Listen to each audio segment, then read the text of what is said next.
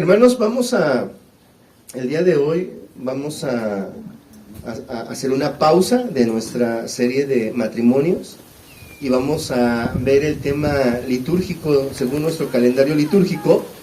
Esta semana es Semana Santa o Semana Mayor, empieza con la entrada triunfal. Y precisamente la entrada triunfal la vamos a encontrar en los 4 evangelios. El día de hoy, en sus boletines, en sus órdenes de culto, la lectura está en Marcos, capítulo 11, los versículos del 1 al 11, pero también está en Mateo, también está en Lucas y también está en Juan. Pero vamos a leer esta ocasión, Marcos, capítulo 11, versículos del 1 al 11. ¿Ya lo tenemos? ¿Sí?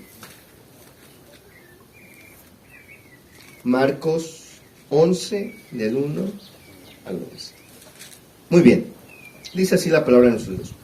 Cuando se acercaban a Jerusalén, junto a Betfagé y a Betania, frente al monte de los olivos, Jesús envió 2 de sus discípulos y les dijo: id a la aldea que está enfrente de vosotros, y luego que entréis en ella hallaréis un pollino atado, en el cual ningún hombre ha montado.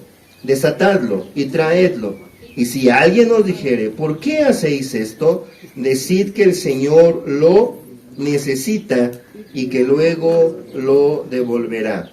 Fueron y hallaron el pollino atado afuera de la puerta, en el recodo del camino, y lo desataron. Y uno de los que estaba allí les dijeron: ¿qué hacéis desatando el pollino?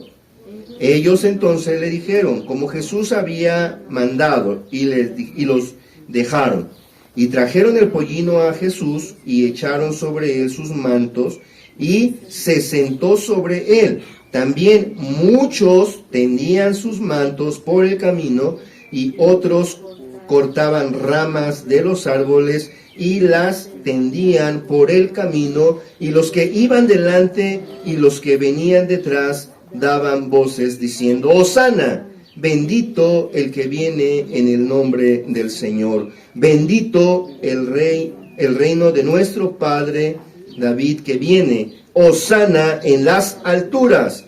Y entró Jesús en Jerusalén y en el templo, y habiendo mirado alrededor todas las cosas, como ya anochecía, se fue a Betania con los 12. Vamos a orar. Amantísimo Dios y buen Padre, habla nuestro corazón. Venimos a ti, Señor, rendidos, porque reconocemos, Señor, nuestra condición, nuestra necesidad de ti. Somos pecadores, Señor. Hemos confesado que somos pecadores, que necesitamos de ti, y queremos escuchar ahora tu voz. Habla nuestra vida, conforta nuestra vida, confronta nuestra vida, consuela nuestra vida, Señor, a través de tu palabra. No nos dejes, Señor, salir igual. Transfórmanos cada día a través de tu consejo. En el bendito nombre de tu Hijo Jesucristo. Amén. Hermanos, es tradición, y yo creo que para la mayoría ya es mucho, ¿no? Cada año escuchamos la predicación de la entrada triunfal, ¿sí o no, hermanita Alicia? Cada año es la misma predicación, es el mismo sermón, es la misma lectura bíblica. Y el día de hoy quisiera yo que viéramos las 4 aristas. Arista es un lado de en este caso de una construcción, por ejemplo, ¿no? Este lado de la construcción de la casa de nuestro hermano Alfredo es una arista. La parte de atrás es otra, el lado derecho es otra y del lado izquierdo es otra. Aunque son diferentes, ¿qué cosa tienen en común? Pertenecen a la misma estructura, pertenecen a la misma casa. Aquí tenemos también una estructura que son el Evangelio. Los 4 evangelios es una estructura. Cada evangelio está en una arista porque es un autor. Mateo y Marcos he dicho que se parecen mucho. En este caso, en la lectura, si ustedes leen el evangelio de Mateo, ustedes se van a dar cuenta que el énfasis de Mateo es la historia, el contexto, de dónde viene este acontecimiento. Marcos lo repite, lo vuelve a repetir en estas aristas, pero Cuando vamos a Lucas, Lucas ya trae a la redacción otro evento más. O sea, es el mismo evento, pero añade algo más Lucas. Y Juan no se diga. Así que lo primero que tenemos que notar, hermanos, es que los 4 evangelios dicen que esto que sucedió ya se había predicho desde antes. O sea, que a Jesús no se le ocurrió en ese momento nada más porque se le antojó. Jesús no está actuando deliberadamente conforme a sus deseos y conforme a su antojo, sino viene cumpliendo lo que Dios ya había prometido de él. Y precisamente dice, hija de Sión, así dice, hija de Sión, mira porque tu rey viene montado en un pollino. Esa es la profecía y este es el cumplimiento. Hermanos, ¿se acuerdan por qué en un pollino? Digo, ya pasó un año, ¿no? A lo mejor ya se les olvidó, pero si lo recuerdan, qué bueno, y si no lo recuerdan, se los voy a volver a recordar. Lo contrario de un caballo en estos contextos, de los reyes o de los reinos, digo, lo contrario de un burro es un caballo, dije rápido, lo contrario de un caballo. Bueno, lo contrario de un burro es un caballo. Son dos bestias de carga, pero representan, en un reino, representan cosas diferentes. Por ejemplo, en Apocalipsis viene Jesús montado en un caballo y trae la espada desenvainada. En Apocalipsis, el apóstol Juan está revelando a Jesús que viene montado en un caballo, pero trae un propósito. ¿Cuál es el propósito de Jesús según Apocalipsis? Viene a poner las cosas en su lugar. Viene a atar a Satanás, a mandarlo al lago de fuego y hacer justicia, hacer un juicio. O sea, viene como lo llaman, viene como juez, viene a juzgar. Tiempo de no paz, tiempo de guerra. Por lo contrario, entonces, un burro, cuando un rey monta un burro, significan tiempos de paz. Cuando un rey monta un caballo, significa tiempos de guerra. Entonces, si Jesús hubiera entrado con un caballo, está declarando la guerra. Es un atrevimiento, es un arrebatamiento. Ese sí es un arrebatamiento del reino. No es que se lo lleve, sino viene Jesús y está arremetiendo y está a la fuerza poseyendo a su pueblo Israel. Pero en este caso no es así. En este caso, dice que viene montado ¿en qué? En un pollino, en un asno. Ahora, ¿ustedes recuerdan quiénes más montaron asnos? Digo, para enfatizar qué significa esto. ¿Mandé? María y José, puede ser, bueno, del Antiguo Testamento. Y que tiene que ver con lo que estoy diciendo, precisamente, ¿no? ¿Saben dónde está? Está en el libro de Jueces. En su capítulo, me parece... ¿Ya lo acordaste? ¿Ya te acordaste? Jueces, creo que es el 10. Jueces, sí, capítulo 10, los versículos 3 en adelante. Tras él se levantó Yair Galaadita, el cual juzgó a Israel 22 años. Estamos hablando de los jueces. ¿Qué tiene que hacer un juez? Justicia, juzgar, hacer justicia, liberar al pueblo a través del juicio.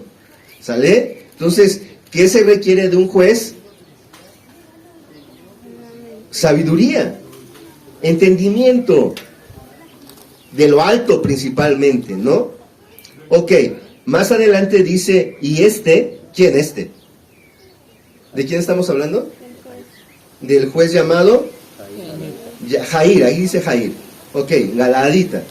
Este tuvo 30 hijos que cabalgaron sobre ¿qué?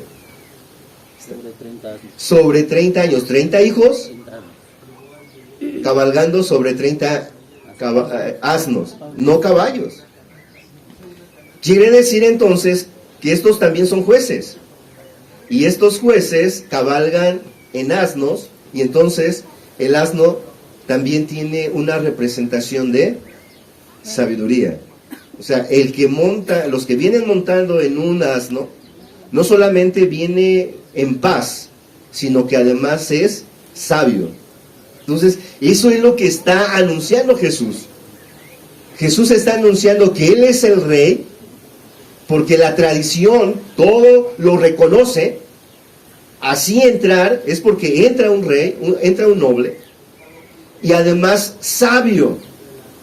Pero la gente empieza a decir ¿cómo? ¿Cómo empieza a decir la gente? Cuando entra Jesús, Hosana al Rey. Ahora, vamos a ver a la gente. Todos los que están ahí, no todos conocen a Jesús, ¿o sí? No, es una ciudad. En esta ciudad hay extranjeros, hay gente que probablemente no conozca a Jesús, nunca ha escuchado hablar de Jesús. Y lo hemos dicho, es que en una fiesta, por lo regular, pues, es invitado un cercano, ¿no?, de la familia. Y luego el cercano de la familia invita a un cercano de él. Y este cercano de él invita a otro cercano de él, pero ya no es cercano nada de la familia. Y está en la fiesta, pero no sabe ni de quién es la fiesta. Nada más está comiendo, está bebiendo, pero porque ni siquiera está cerca, ni tantito del anfitrión. Y en este caso, pues hay una gran multitud que dice a Jesús, Hosana, Hosana al Rey, como si lo entendieran, pero no lo están entendiendo. Algunos sí, algunos no. Y vamos a ver, por ejemplo, Juan,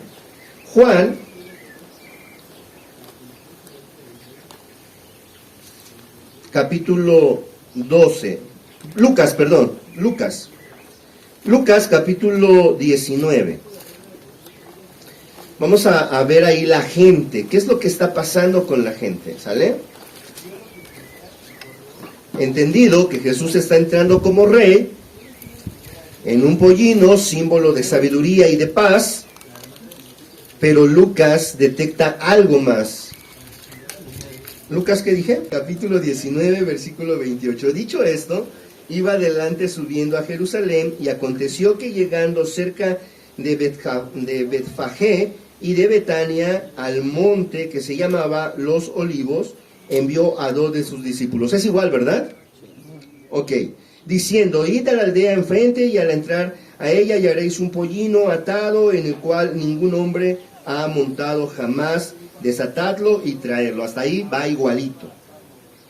Y si alguien os pregunta por qué lo hacéis, le responderéis así: porque el Señor lo necesita. Fueron los que habían sido enviados y hallaron como les dijo, y cuando desataron el pollino, sus dueños le dijeron, ¿por qué desatáis el pollino? Ellos dijeron, porque el Señor lo necesita. Y lo trajeron a Jesús, y habiendo echado sus mantos sobre el pollino, subieron a Jesús encima, y a su paso tendían sus mantos por el camino. Cuando llegaban ya cerca de la bajada del Monte de los Olivos, toda la multitud de los discípulos, gozándose, comenzó a alabar a Dios a grandes voces, por todas las maravillas que ellos habían visto. ¿Qué hacían ellos? Según Lucas aquí, ¿qué hacía la gente? Pero ¿de qué manera se gozaban? Miren, hermanos, alabando a Dios. Hay muchas formas de alabar a Dios. Y en un culto, hablando de la adoración, hay muchas formas. Por eso hay muchas iglesias y muchas denominaciones que enfatizan su culto. Y muchas de esas iglesias, su culto va en razón a su placer. Hay gente que asiste a iglesias donde nada más se cantan cantos. Y a veces son muy repetitivos, pero es un énfasis más en la música que en la letra. Y es muy emocional. Y llegan a un éxtasis. ¿Está mal? No, no está mal. Es un énfasis. Hay otros que van por el otro extremo, ¿no? O sea, no, ni siquiera levantan la mano, porque deben de estar en un estado totalmente reverente, ¿no? Himnos que sean totalmente solemnes y teológicos y bíblicos y escriturales. Y no, ni siquiera instrumentos, solamente un piano y nada más. O sea, ese es el otro extremo. Pero cuando yo hablo de estos dos extremos, lo que yo quiero enfatizar es que muchas veces nosotros adoramos a Dios según nuestro gusto, no según como Él lo demanda. A veces nuestra adoración es nuestro placer. O sea, yo voy a esa iglesia porque me gusta adorar a Dios así como en esa iglesia lo adoran. Y a veces no nos preguntamos si esa es la mejor manera para adorar a Dios. Lo hacemos solo porque nos gusta hacerlo. En otros momentos, a veces ni siquiera es gusto. En otras ocasiones es simplemente, ¿qué creen? Tradición. O sea, yo voy a esta iglesia porque desde que nací, desde que estaba en el vientre de mi madre, pues yo soy de esa iglesia y bueno, es mi tradición, es mi cultura, ¿no? Es mi herencia. Y adoran a Dios de una manera tradicional. Ni siquiera saben por qué hacen lo que hacen. No saben por qué hay un momento de invocación, de adoración, de confesión, de venir a Cristo y de servir. O sea, no, simplemente van porque es una tradición de ir. Y otro grupo totalmente despistado. O sea, va pasando por la calle y le dicen, oye, ven, ahorita te vas, ven. Y entra. O sea, y ve y escucha, ve cómo cantan y levantan la mano, escucha el sermón, ven que ofrendan y luego recibe la bendición, pero ni siquiera supo qué pasó, porque ni es tradición, ni es placer, solo fue en el momento, estuvo en el momento, ¿no? Estuvo ahí y entonces se pasó. Aquí Lucas lo que está diciendo que esta multitud conoce perfectamente de Jesús, sabe quién es Jesús. Y eso es lo que le impulsa a estas personas a hacer ¿qué? Adorarle, alabarle. Pero el énfasis que yo quiero hacerle es que su adoración causó cierta incomodidad a algunas otras personas. Y la pregunta es ¿por qué? ¿Por qué habrá causado incomodidad? Y aquí en la lectura lo vemos, porque no era una adoración pasiva. O sea, no eran pasivos, no era una fiesta en secretito, así. No hagas tanto ruido. No era una fiesta así, era una alegría, era un gozo. El gozo y la alegría se desbordaban. Es como cuando tú recibes a alguien con mucho gusto. ¿Cómo lo recibes? Bueno, también va a depender del carácter, es cierto, pero te da gusto. Sí, claro, si la persona es muy seria y llega una persona, pues va a decir, oh, me da mucho gusto verte, y sí la abraza. Si expresas, aunque sea muy, muy, muy serio, llega a expresar de alguna manera su contentamiento, ¿no? Su gozo de ver a esta persona. Entonces, lo que Lucas está diciendo es que esta multitud alababa a Dios porque ellos habían sido testigos de lo que Jesús había hecho. Y eso es lo que nos debe de mover, Juanito. Eso es lo que nos debe de mover.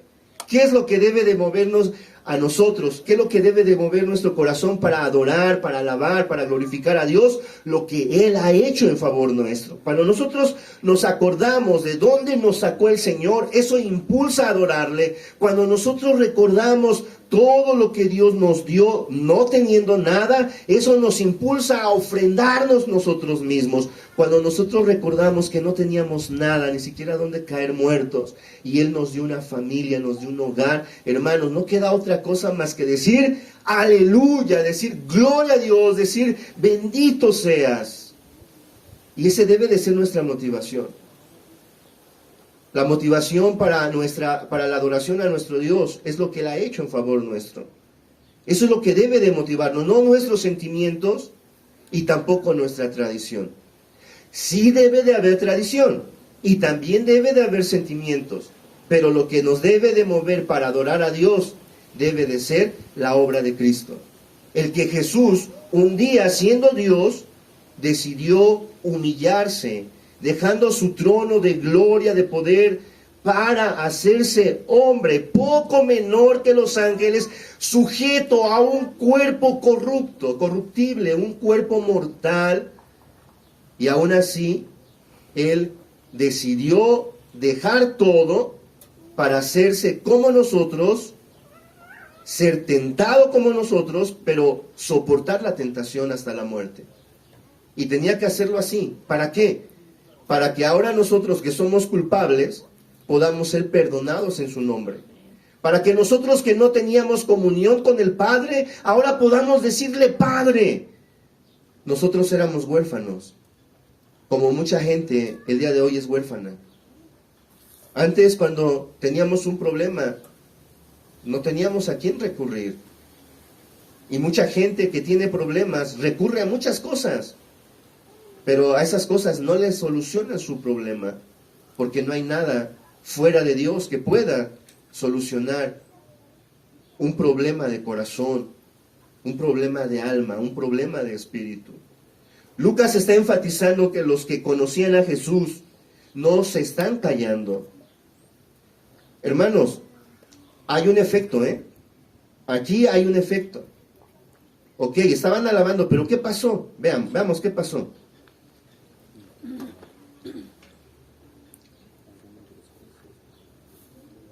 Entonces, el 19:39. Entonces algunos de los fariseos de entre la multitud le dijeron, Maestro, reprende a tus discípulos. ¿Por qué?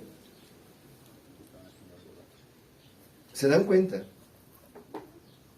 Miren, cuando Lluvia me dice algo que ella cree que me va a dar alegría y yo me quedo serio, ¿qué creen que siente? O a ver, te pregunto, ¿qué crees que sientes cuando tú traes una noticia así que dices, no, esto le va a encantar, sí, le va a caer muy bien? Y yo, sí. Ignorada. O me está hablando y yo estoy allá. ¿Cómo se sentirá? O bueno, hermanos, ¿a ustedes les gusta eso? ¿A ustedes les gusta que cuando ustedes están hablando uno los ignore o esté hablando por ahí, uno esté viendo por allá? Estamos conversando y yo por allá en la lela. Pues, hermanos, en la adoración es así. La adoración es una comunión con Dios. O sea, el pueblo de Dios se reúne para decirle, tú eres todo para mí. Y Él entonces nos dice, y tú eres lo que yo compré para mí. Pero a veces Él está aquí y nosotros, Hosana, amén, Hosana al Rey, Hosana, mira esa paloma, está bien padre. ¿Se dieron cuenta? Y el Señor está aquí. Y eso hacemos, hermanos. O sea, aquí Lucas trata de decirnos que si nosotros hemos experimentado a Dios, que si nosotros hemos sido testigos de su poder, si Dios ha impactado en nuestra vida, no podemos callarnos. No podemos quedarnos quietos. No podemos hacer como que no pasa nada, porque Dios está aquí, el que nos redimió, el que nos rescató, el que nos compró, está aquí. Y si te da pena, cierra los ojos. Levanta la mano y dile, Señor, a ti te adoro. Y como yo ya no veo a nadie, ya se me quitó la pena, de verdad. Algunas personas sí. Y es que es verdad, hermanos, hay gente que se enoja. De verdad, hay gente que se enoja. Hay iglesias donde si tú levantas la mano y empiezas a adorar a Dios, te dicen, controla tu carne, controla tus emociones, baja tu mano. Si tú dices amén, aleluya, te voltean a ver extrañamente. Te dicen, ¿no eres que está loco? ¿Qué? ¿En serio? Y entonces, por miedo, por temor, por pena, tú tienes gratitud para con Dios. ¿Tú tienes gratitud, sí, cierto? Tú quisieras en este momento derramar tu corazón a voz de cuello y decirle te amo, pero te contienes. Te contienes porque el que está a tu lado a lo mejor le molesta, ¿no? Pero miren, ¿a quiénes les molestó aquí esto? ¿A quiénes les molestó? A los fariseos. Y eso es triste, porque los fariseos son los maestros de la ley. Ellos deberían de haber puesto el ejemplo. Ellos deberían de estar adelante, adorando a Jesús, diciendo Hosana, Hosana al Rey, porque ellos conocen la profecía. Ellos cuadrarían perfectamente lo que conocen con la persona de Cristo y entonces verían que Jesús es el Rey. Pero los fariseos solo obtienen una cosa: conocimiento. Y están completamente ciegos. Completamente ciegos. Por eso le dijeron a Jesús: reprende a tus discípulos. Así que, hermano, si alguna vez, en alguna ocasión, tú por levantar tu mano, por decir amén o aleluya, alguien se enoja, tú no te preocupes. Si tú lo estás haciendo como una respuesta a la obra de Dios, al gran amor de Dios para con tu vida, tú no te contengas. Dile: Señor, yo lo grito porque no lo puedo aguantar. Te amo, Señor. Te amo. Gracias por darme de comer. Gracias por darme salud. Gracias por responderme. Gracias por darme, ¿cuántos hijos? 3 hijotes. Dice que el que llena su aljaba de flechas, sí, ¿no? Es bienaventurado. No le faltará nunca nada. Y es verdad, hermanos. Cuando nosotros nos ponemos a reflexionar en eso, no nos podemos callar. El saber, hija, que tienes una mamá bien luchona y que ahí está contigo y que hasta el fin dices: papá, gracias por darme una mamá así. ¿Sí o no? Así que no te detengas en la adoración a Dios. Tienes que mostrarle a Dios cuando adoras que lo amas, que estás agradecido y que no te importa lo que las demás personas digan. De verdad, en serio. Porque estamos sinceramente adorando a nuestro Dios. Ojo, quiero poner también un paréntesis. Hay un orden que se establece y hay que seguir el orden. Eso es también verdad. O sea, si no vamos a hacer ni tanto irnos a que yo lo siento y entonces ya lo siento. No. Y tanto como que a la ley dice que eso no se debe de hacer, sino decentemente y con orden, pero sí expresar nuestra gratitud, expresarla, derramar nuestro corazón con un canto, con una lectura, ¿sale? ¿Y saben por qué, hermanos? ¿Saben por qué? Se los voy a decir por qué. Vamos con Juan, ¿va? Y ahí terminamos.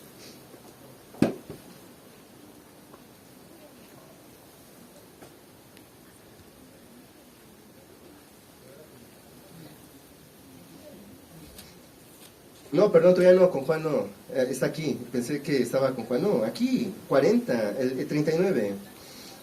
Entonces entonces los fariseos de entre la multitud le dijeron: Maestro, reprende a tus discípulos. Y ahí viene la respuesta de Jesús, miren. Es que la conexión está aquí. ¿Quiénes son ellos que están tratando de reprender a los discípulos? Son los fariseos. ¿Qué tienen los fariseos? Conocimiento. Como tienen conocimiento, ellos deberían de ser los primeros en adorar a Dios. Pero los fariseos lo único que tienen es conocimiento, pero su corazón y su mente están entenebrecidos. Y vean lo que dice Jesús a través de Lucas. Él respondiendo les dijo: os digo que si estos callaran, las piedras clamarían.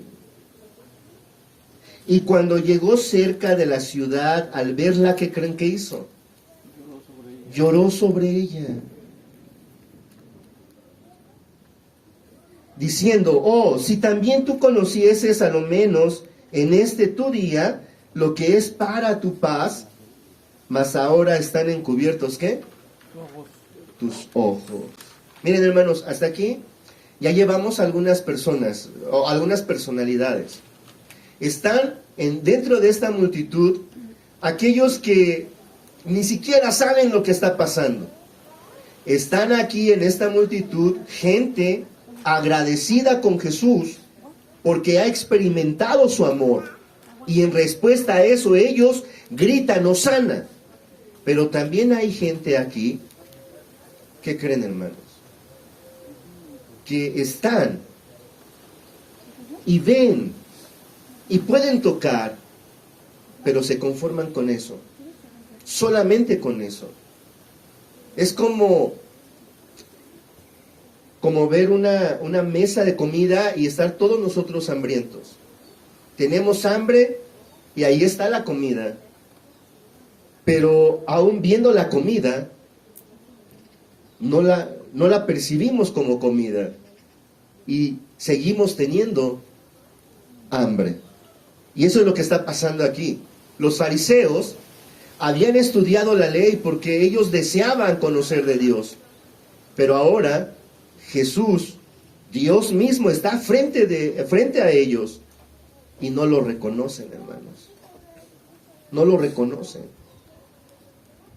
¿Qué quiere decir esto? Miren lo que dice.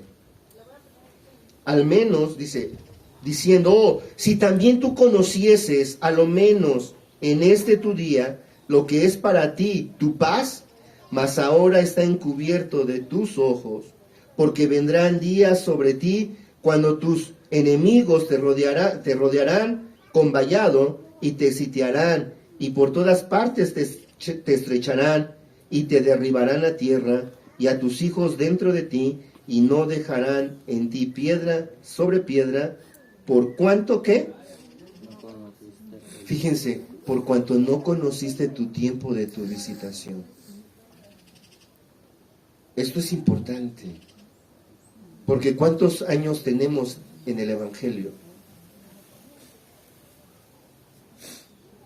¿Y qué clase de personas somos? De las personas que iban pasando y están aquí y porque todos adoran, ellos también adoran, o estamos aquí por la tradición, porque tradicionalmente pues tengo que estar aquí y no sé ni siquiera el espíritu de estar aquí, o realmente hemos experimentado a Dios y estamos aquí por respuesta a esa experiencia con Dios. O lo más triste es que hoy sea la última vez que el Señor te visite. Puede ser hoy el último día, la última oportunidad, porque así dice, ¿no? Y no dejarán en ti piedra sobre piedra. O sea, serás destruido. ¿Por qué? Por cuanto no conociste el tiempo de tu visitación, es decir, porque no quisiste recibir a Jesús cuando te visitó. ¿Cuándo te visitó, hermana? ¿Cuándo te visitó, Sebas? ¿Y aún sigue ahí? ¿Aún sigue a tu lado? ¿Aún sigue contigo? ¿Aún lo sientes? ¿Aún sientes esa paz? Pues gloria a Dios.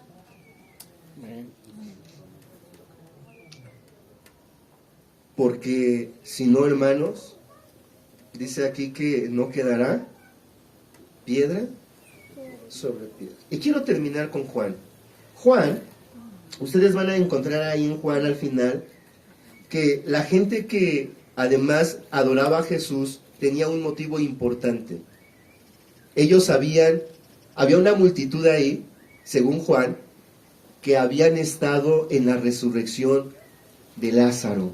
¿Cómo ven? Eso dice mucho. Dice Juan que gran multitud escuchó que Jesús iba a Jerusalén. Eso pasó, según Juan. Es la arista de Juan.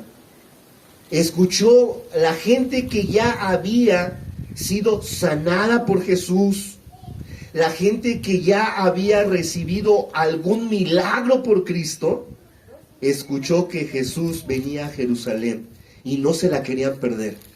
No se querían perder la oportunidad de contemplar a Jesús y decirle una vez más, gracias por lo que tú hiciste por mí. Y ahí Juan va a decir que muchos de los que presenciaron la resurrección de Lázaro se encontraban allí. ¿Y saben qué significa eso? Que los que hemos experimentado algo de Dios, no podemos quedarnos quietos. Donde esté Jesús, ahí vamos a estar nosotros. Porque Él nos ha dado todo, nos dio su propia vida. Así que, amados hermanos, a partir de hoy tenemos que adorar a nuestro Dios con ese espíritu, como una respuesta a lo que Él ha hecho en favor nuestro. Por cuanto Él nos salvó, por cuanto Él nos compró, por cuanto Él nos hizo, entonces Él merece ser adorado, glorificado y exaltado. Y hermano, derrama tu corazón. Cada vez que tú vengas, derrama tu corazón. Miren, hace muchos años, un muchacho se acerca a un pastor y le dice, pastor, yo nunca he sentido a Dios. Y cuando vengo al culto, yo quisiera sentirlo, pero no me puedo concentrar. De verdad se lo dijo el muchacho. Es un testimonio. Y entonces el pastor le dijo, bueno, si te distraes mucho, siéntate hasta adelante. Y cierra tus ojos. Y en tu corazón ve a la cruz. O sea, cierra tus ojos y ve la cruz. Y cuando estés cantando, ve a Jesús ahí. Inténtalo. Y así lo hizo. Y funcionó. Cerró sus ojos. Y cuando en su corazón, en su mente, vio a Jesús, vino todo lo que Jesús había hecho en favor de él. Y entonces ese sentir, el recordar lo que Dios ha hecho en nuestra vida, nos impulsa a tener conexión con Él. Hermano, inténtalo. Busca la manera de conectarte en el culto con Dios. No te vayas sin sentir su presencia, sin decirle cuánto le amas y cuán importante es para ti. Hermanos, ese día que Jesús entró a la ciudad, también había otra clase de personas. Pero esas clases de personas no la quería mencionar hasta este momento. Las que solo están de espectadores. Esas son peores. Porque cuando van a ser tocadas, solo se quedan al margen. Solo se quedan al margen. No nos quedemos en el margen. Entremos, vengamos y digámosle al Rey, Hosana. Padre, solo el recordar lo que tú has hecho por nosotros impulsa nuestro corazón a no quedarnos de espectadores. También, Señor, no ignoramos porque te hemos experimentado. No estamos aquí por una tradición, ni tampoco por una emoción. Si fuera una tradición, estaríamos en una mega iglesia. Si fuera por emoción, estaríamos en una iglesia donde las emociones se manifiestan nada más. Estamos aquí porque hemos entendido lo que tú has hecho en favor nuestro. Y no necesitamos un gran templo, no necesitamos grandes cosas para agradecerte, para adorarte, para bendecirte. Lo único que necesitamos es que no nos permitas olvidar nunca lo que tú has hecho por nosotros. No nos permitas olvidarlo nunca, Señor. Cuando estemos tristes, recuérdanos que tú nos diste esperanza. Cuando estemos enfermos, recuérdanos las veces que nos sanaste. Cuando nos encontremos solos, recuérdanos las veces que tú, Señor, nos cargaste. No nos permitas olvidar nunca ninguno de tus beneficios. No nos lo permitas, Padre. Y en respuesta a todo lo bueno que has sido con nosotros, permítenos derramar nuestro corazón, derramar nuestra alma, derramar nuestro ser delante de ti. Padre, te rogamos, Señor, que obres poderosamente en este lugar y en cada familia, en el nombre de Jesús. Amén. Amén.